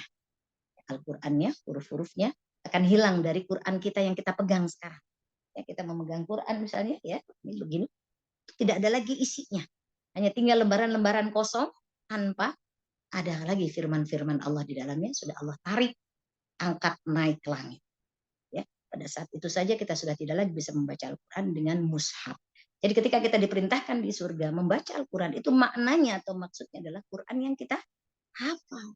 Quran yang sudah kita terus baca berulang dan kita hafalkan, kita amalkan, kita dakwahkan, ya, kita ajak orang untuk beriman, kita ajak orang untuk memperjuangkan juga Quran, mengamalkan Quran, itu nanti yang kita akan baca di dalam surga.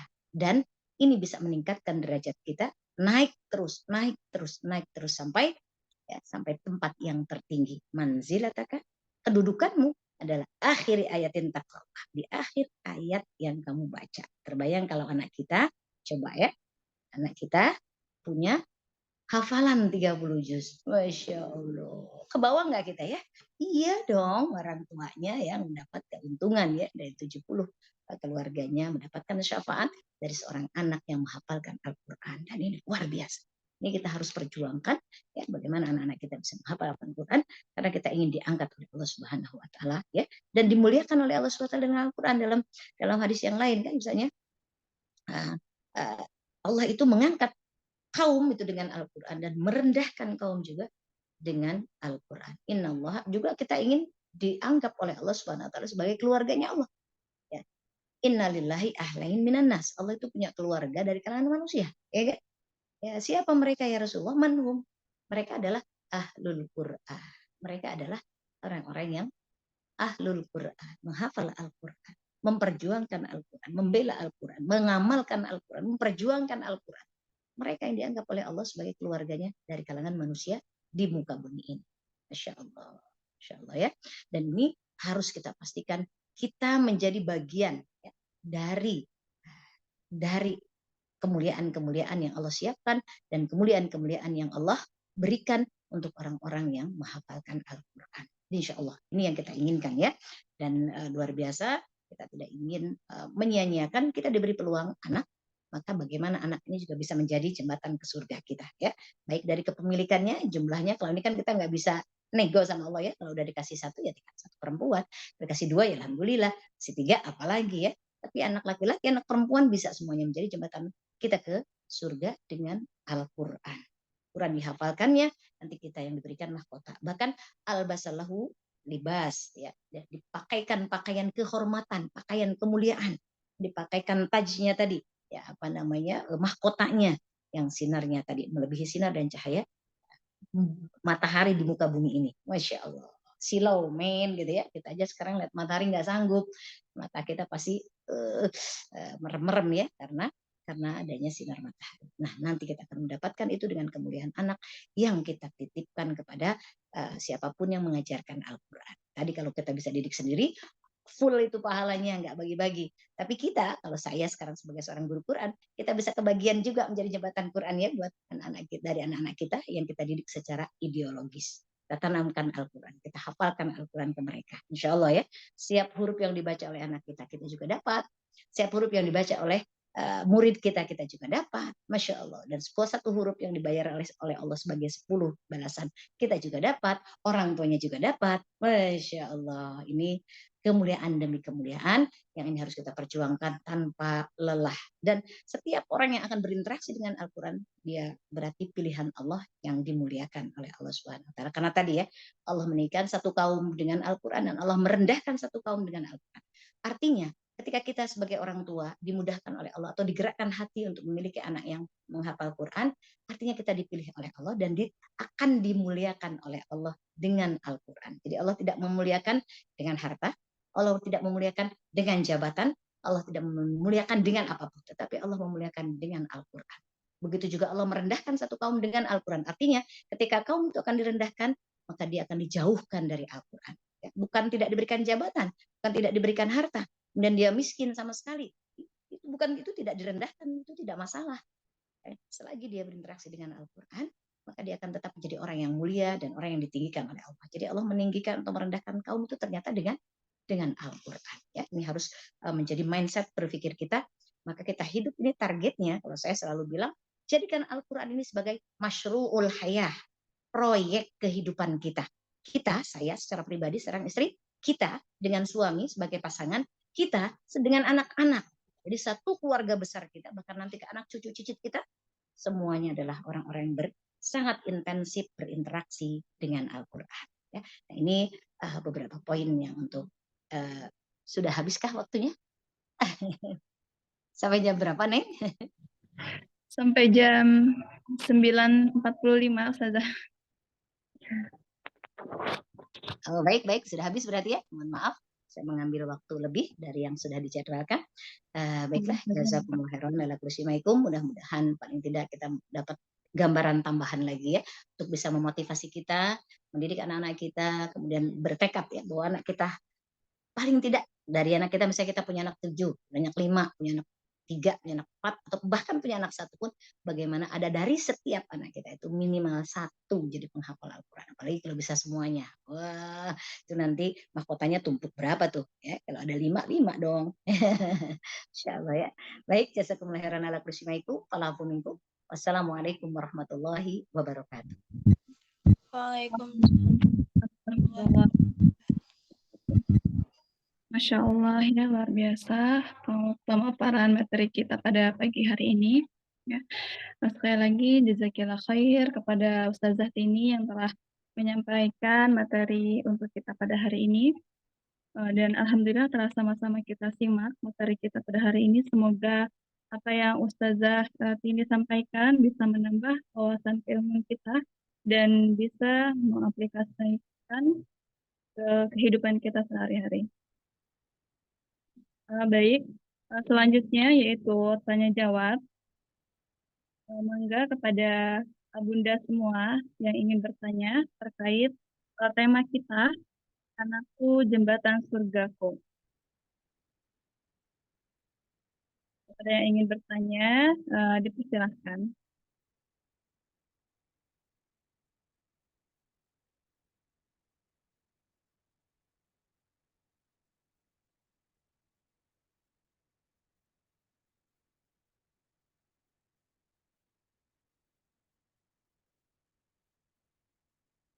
Gimana Bunda? Ada yang ingin ditanyakan terkait materi kita pada hari ini? Ada Ustazah, tapi izin off kamera ya. Iya, baik. Dengan siapa? Dengan Bunda Kiki. Oh, dengan Bunda Kiki. Enggak, Ustazah, dipersilahkan. Ya. Assalamualaikum, Umi. Gimana kabarnya? Waalaikumsalam. Alhamdulillah, sehat-sehat. Apa nih, Mi? Izin off kamera karena lagi ngasih ASI. Izin bertanya, Mi, terkait dengan pengkondisian anak-anak ya untuk disiplin ibadah.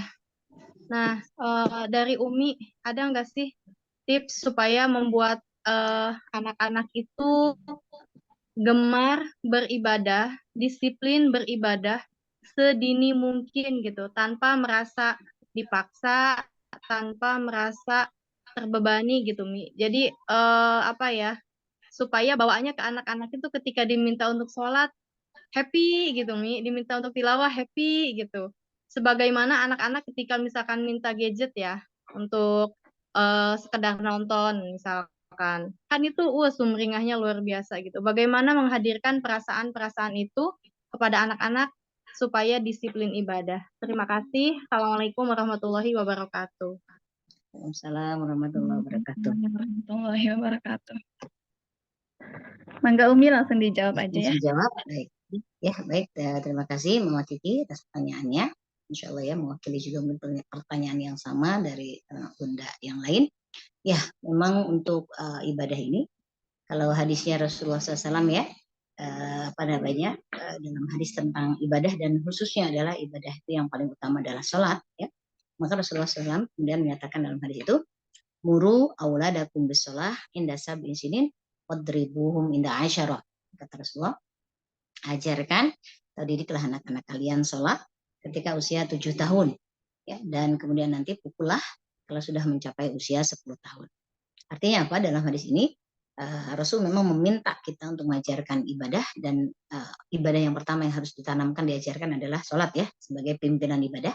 Baru nanti yang lain puasa juga ikutin ya, mengikuti di usia itu juga. Kemudian yang lain-lainnya belajar sedekah dan sebagainya juga sedini mungkin sama ya. Tapi kenapa hanya sholat? Karena tadi sholat adalah ibadah yang utama dan pimpinan ibadah.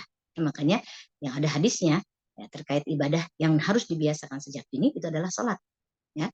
Nah kemudian bagaimana contohnya untuk tadi ya, atau tipnya atau triknya biar anak-anak ini ketika kita ajarkan ibadah dan pembiasaan ibadah itu enjoy, gitu ya.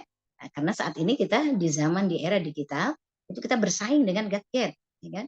Nah ini jadi ibadah ini sesuatu yang tanda kutip bagi mereka adalah ya kan harus duduk diam, harus fokus, membebani lah dalam pikiran anak-anak ya. Sementara yang satu ini sangat menghibur, menyenangkan gitu ya, dan wow gitu ya. Nah ini kan kita bersaing dengan itu ya. Kalau di zaman Rasulullah mungkin karena memang belum masaknya dan belum zamannya gadget ya, ini tidak ada tantangan dari sisi gadgetnya.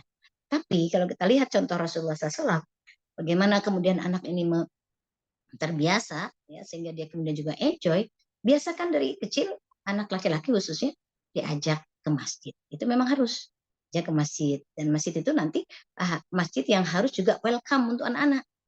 Jangan sampai ada kejadian misalnya di masjid anak-anak ada yang marahin bapak-bapak lain ya, gitu, bapak-bapak yang apa kemudian memarahi anak-anak ya anak-anak tuh pastilah di masjid itu kadang-kadang ya rame, sudah disuruh diam sebentar, habis itu nanti rame lagi ya kan? Atau bahkan sedikit mengganggu. Walaupun kita sebagai orang tua memang harus mengkondisikan ketika anak kita mau kita bawa ke masjid sudah harus diberi gambaran masjid itu untuk sholat ya, tidak boleh main, tidak bercanda ya, sholat dulu baru boleh main. Tapi pembiasaan dari kecil itu, dan bahagia sekali mereka keluar rumah dengan ayahnya dituntun pergi ke masjid. Jadi buat suasana enjoy, buat suasana seneng untuk pergi ke masjid. Ya, tidak dengan marah-marah, kita nyuruh tapi kitanya marah-marah. Itu tidak enjoy. Itu tidak menyenangkan. Jadi ayo cepetan sholat. Itu nggak asik dan nanti menjadi beban. Kalau sholat itu harus marah dulu, nanti Umi pasti marah, nanti Abi pasti marah. Nah, akhirnya kita kalah, ya kita kalah. Dari satu sisi secara psikologi penyampaian kita ini menjadi tidak tepat kalau dengan kalimat yang membuat tidak nyaman buat anak kita. Ya, jadi selain pembiasaannya memang harus dari sejak dini, biasakan saja terus setiap hari, dan nanti pulang dari masjid kita beli sarapan ya, kita beli kue yang disukai anak atau beli sesuatu lah yang dia inginkan. Sama seperti kita memotivasi anak-anak ketika hafalannya, misalnya target sekarang anaba harus selesai misal. Ketika dia selesai anaba, kita harus kasih hadiah. Ya, kalau dulu misalnya kita memberi hadiah atau memberi sesuatu ya yang berharga yang dia inginkan itu ketika tidak ada alasannya atau tidak ada konsiderannya, tidak ada alasan. Ya, pokoknya ya kalau dia minta kemudian apalagi mintanya pakai nangis atau mintanya udah kesel minta terus kasih aja. Jangan. Sekarang kita rubah. Ya, berikan hadiah itu untuk sesuatu yang berharga. Dan yang berharga dalam hidup ini adalah ibadah, sholat, ya, dan lain-lain, dan Al-Quran. Jadi berikan, alihkan penghargaan kita itu untuk sesuatu yang berharga. Nah, dicoba ya Bun. Nah, yuk udah sholat, tapi ayahnya ngajaknya dengan asik. Kalau misalnya lagi malas-malasan, ayo gendong, naik kuda-kuda. Ya, atau ya kalau agak jauh kan pasti naik motor ya. Bagaimana anak itu enjoy bersama kita, kalau yang laki-laki dengan ayahnya, untuk bisa sholat, keluar ke masjid, habis itu jalan kemana. Ya, atau habis itu beli apa. Nah, begitu. Ini tips, trik untuk anak ketika kecil.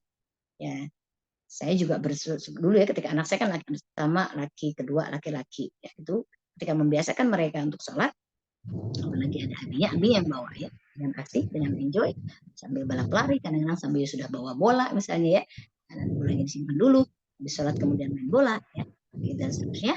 Jadi buatlah suasana yang menyenangkan ya, tidak dengan tadi ya, dengan omongan yang keras atau sesuatu yang kemudian dia membuat dia tidak nyaman, itu tidak itu.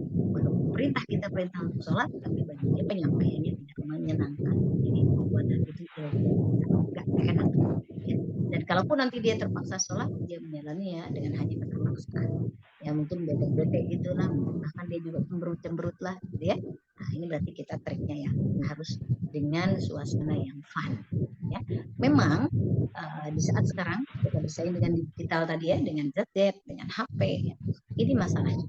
Makanya kalau saya punya aturan untuk keluarga saya, anak saya alhamdulillah tidak memegang HP, tidak saya pinjamkan HP kecuali setelah SMA. Dan itu komitmen keluarga. Ya, dan itu harus disepakati.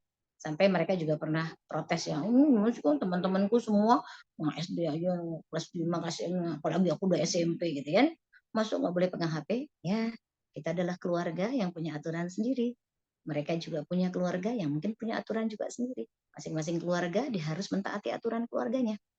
Anak Umi, anak Abi, kita punya aturan, tidak ada yang memegang HP, kecuali kalian sudah paham fungsi HP, untuk apa HP, bagaimana penggunaannya, apa yang boleh, apa yang tidak dalam HP, dan bla bla bla bla bla. Saya sampaikan. Dan alhamdulillah sampai anak ke-7, saya tetap komitmen dengan apa yang sudah menjadi komitmen dari awal. Dan itu harus sepakati ayah dan bunda. Jadi jangan memberikan HP di usia-usia dini. Dan itu sebenarnya adalah malah menurut saya ya, itu meracuni untuk jangka panjang. Karena anak sudah, karena HP itu sesuatu yang bergerak, hidup, dia bisa lihat berwarna-warni, indah gitu ya.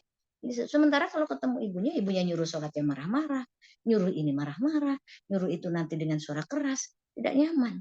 Jadi akhirnya melarikan diri dan dekat dengan HP. Hati-hati ya, seperti itu. Jadi bunda harus lebih bijak yang membatasi HP terutama, dan antara HP dengan Quran ini kan sesuatu yang bertolak belakang ya. Ya. Jadi coba batasi, dan bahkan kalau bisa sama sekali hilangkan kecenderungan terhadap HP. Jangan pernah kenalkan. Ya. Apakah bisa? Bisa dengan komitmen. Ayah dan bunda sama. Jangan ketika bundanya nggak ngasih, datang ayahnya pulang kerja, ayahnya capek nggak mau direcokin, gagal. Itu tidak bisa menjadi sebuah sistem ya. Makanya harus punya kesepakatan yang sama. Tidak ya tidak. Kata ibu tidak, ayah pun tidak, Umi tidak, Abi pun tidak.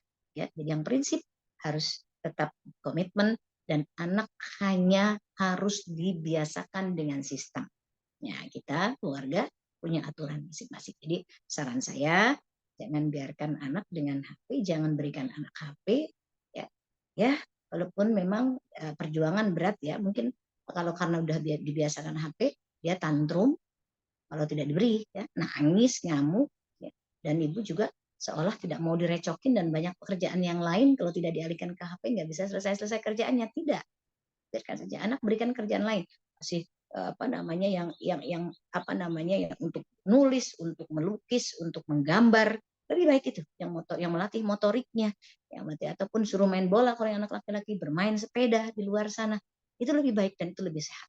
Dan kita kembalikan anak-anak kita kepada permainan-permainan nature ya, back to nature, yang alami, yang itu melatih otot, melatih tangan, melatih motorik ya, melatih fisik. Kan kalau HP cuma tangan, jari gitu ya. Dan nanti ini dengan sendirinya pun mereka akan bisa pada saatnya, karena memang sudah alamnya dan dunianya milenial. Kita pun ketika hamil juga sudah sangat lincah bermain HP. Anak-anak sudah otomatis bisa nanti ya. Makanya sekarang anak kecil, bayi pun sudah bisa langsung ketika ada HP, dia bisa langsung aja. Padahal kadang-kadang kalau yang orang jadul nih nggak tahu HP ternyata harus disentuh dan ditarik ke atas. Ya. Tapi anak bayi 2 tahun 3 tahun berselancar di dunia gadget. Nah ini yang harus dibatasi, karena apalagi kalau dengar seminarnya dari Eli Risman ya, bahwa banyak mudorotnya untuk anak-anak di usia yang belum balik untuk terpapar lebih bahkan dari 2 jam saja ya, dalam sehari, itu sudah akan banyak mengganggu dan merusak otak ya untuk jangka panjang anak kita. Jadi saran saya itu juga ya, jadi alihkan kepada sesuatu yang menyenangkan ya. dengan bentuk fisik. Ya, janjikan dengan sesuatu yang membahagiakan. Nanti dia akan sebahagia itu mau sholat. Karena dia tahu nanti akan ada sesuatu yang dia senengin, dia dapat. Ya, misalnya kalau anak laki-laki suka mainan ya, nanti habis selesai sholat, sholatnya baik, tidak bercanda ya, yuk kita beri hadiah nanti pulangnya. Gak apa-apa. Itu adalah perjuangan kita untuk menumbuhkan rasa cinta kepada ibadah. Karena anak-anak memang fasenya masih harus diberikan reward ya, dengan penghargaan berupa hadiah. Itu Allah alam bisawab, mudah-mudahan bisa memberikan sedikit ya gambaran dan pengalihan untuk cat-cat terutama ya Bunda. Nah, ini coba usahakan jangan diberi, bertahap tapi pasti. Jangan nyerah dan jangan kalah dengan tangisan. Ya, apalagi kalau memang sudah dibiasakan itu akan sangat tadi ya, dia akan sangat mungkin bertantrum ya, tapi tidak apa-apa pun daripada kebablasan. Ya, coba atur, buat aturan dalam keluarga bahwa anak-anak kita itu anak-anak yang tidak boleh terpapar terlalu awal, terlalu dini dengan gadget, membahayakan masa depan. Ya, dan banyak tidak melatih. Ya, dia akan hanya satu arah, nanti ketidakpeduliannya kepada orang itu akan semakin besar, dipanggil oleh kita juga asik, kalau lagi asik HP nggak denger, nanti kita sendiri akan kewalahan di kemudian hari. Ya, karena gadget ini memang mengasihkan. Belum lagi dia, wah macam-macam. Ya, belum lagi bahaya dari sisi yang lain. Ya, apalagi kalau kita tidak bisa membatasi atau menutup ya situs-situs yang berbahaya untuk anak kita tidak amankan HP kita, dia nanti nggak sengaja, tapi lama-lama kan, dan seterusnya. Ya, wallahu a'lam bishawab. Alhamdulillah ya, cukup jelas atas jawaban pertanyaan dari Bunda Iki ya. Gimana Bunda? Cukup jelas atas jawabannya?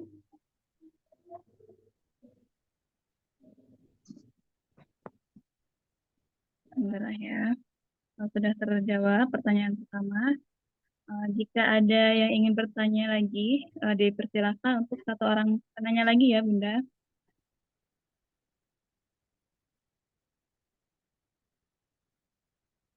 Ada lagi yang ingin bertanya?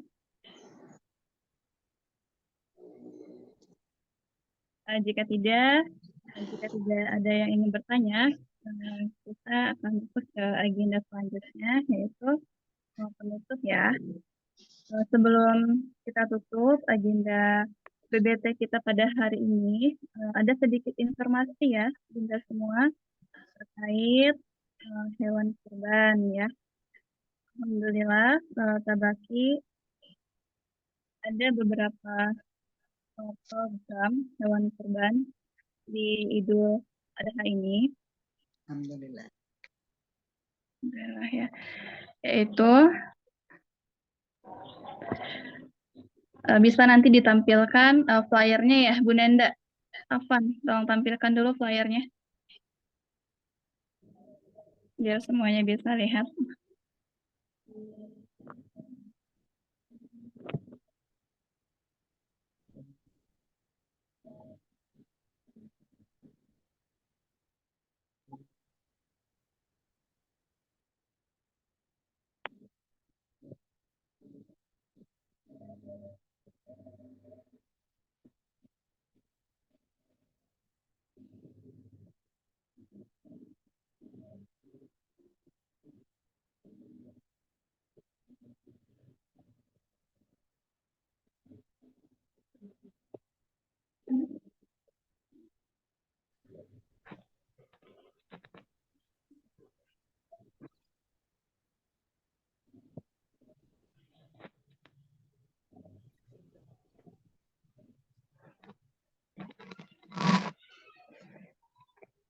Nah, jadi di sini di Tabaki ada beberapa pilihan program berkurban itu, ada sapi dan domba ya.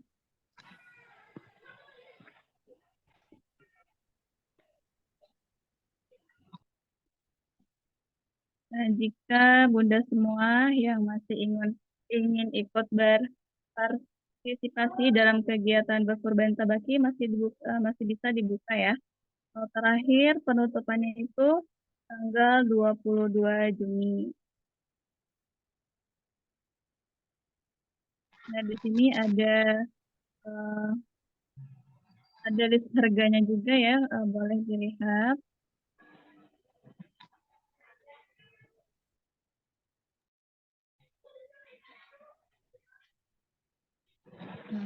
Utama Pendidik.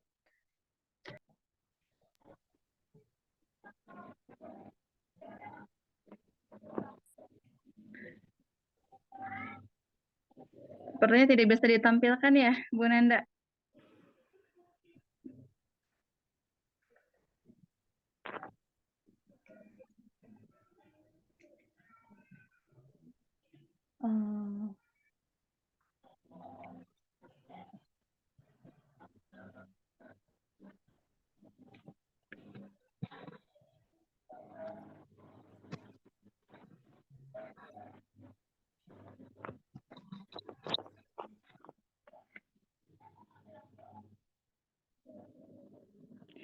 Nah, ini sudah ditampilkan. Di sini ada pilihan program hewan kurban, yaitu sapi dan domba ya. Untuk harga boleh dilihat ya, ayah bunda semua. Dan masih bisa juga untuk ikut patungan kurban, bisa berkurban domba. Jadi tinggal dipilih aja ya. Dan jika bunda semua belum bisa untuk berkorban satu sapi atau satu domba, tapi juga bisa masih bisa membuka patungan sedekah daging ya. Patungan sedekah daging yang dipungut biayanya itu per anak 125.000.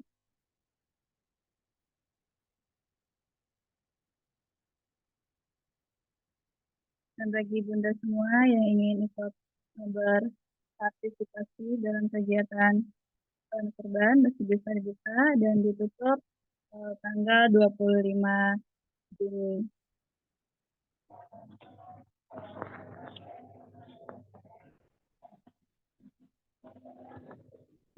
Nah, mungkin itu aja sedikit informasi dari Tabaki. Ya, mari sama-sama kita tutup agenda BBT hari ini dengan membaca hamdalah. Alhamdulillahirabbil alamin. Dan disempurnakan dengan doa kafaratul majelis. Subhanaka ya Allahumma wa bihamdika asyhadu an la ilaha illa anta astaghfiruka wa atubu ilaik. Dan sekali lagi saya ucapkan kepada pemateri kita pada hari ini, kepada Ustazah Tini Ritmawati Arsi. Tini Rahmawati, salah. Siapa Ustazah? Tini Rahmawati. Oh, Tini Rahmawati, apa nih ya? Salah dengan penulisan. Salah ketik mungkin saya. Iya, dan saya juga salah penyampaiannya. Mohon maaf ya Ustazah. Terima kasih kami ucapkan kepada Ustazah Tini yang telah menyempatkan hadir dalam dalam agenda Zoom kegiatan BBT pada pagi hari ini. Semoga kita bisa bertatap muka ya Ustazah ya. Ini kan secara online, jadi semoga kedepannya kita bisa bertemu dalam keadaan offline. Dan semoga Ustazah selalu sehat walafiat dan selalu diberkahi oleh Allah Subhanahu wa taala. Saya lagi terima kasih atas ilmunya untuk hari ini, Masya Allah luar biasa. Banyak yang kita ambil dari penyampaian Ustazah tadi untuk kita semua. Jazakallah khair Ustazah. Mohon pamit kalian ya. Ya, sebelum ditutup, semuanya izinkan untuk foto bersama dulu ya. Semuanya diharapkan on kameranya. On kamera, kita mau foto bersama dulu ya. Ya. Semuanya diharapkan dibuka.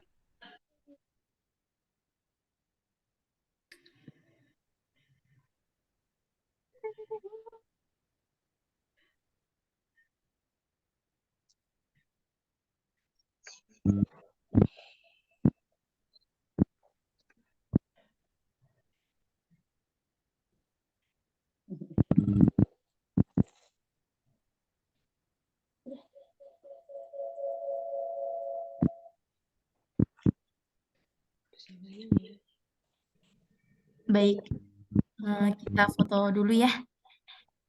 1, 2, 3.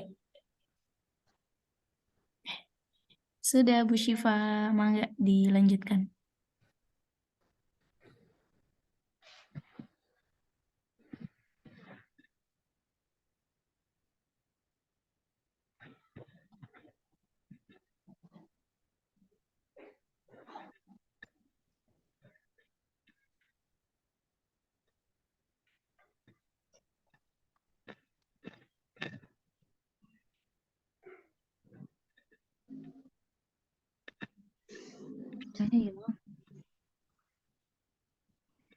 Mohon pamit ya. Iya Ustazah, jazakillah khair. Jazakumullah. Barakallahu fiik. Ya, mari. Assalamualaikum warahmatullahi wabarakatuh. Waalaikumsalam warahmatullahi wabarakatuh. warahmatullahi wabarakatuh. Kira Ustazah. Waalaikumsalam. Jazakillah khair. Ustazah.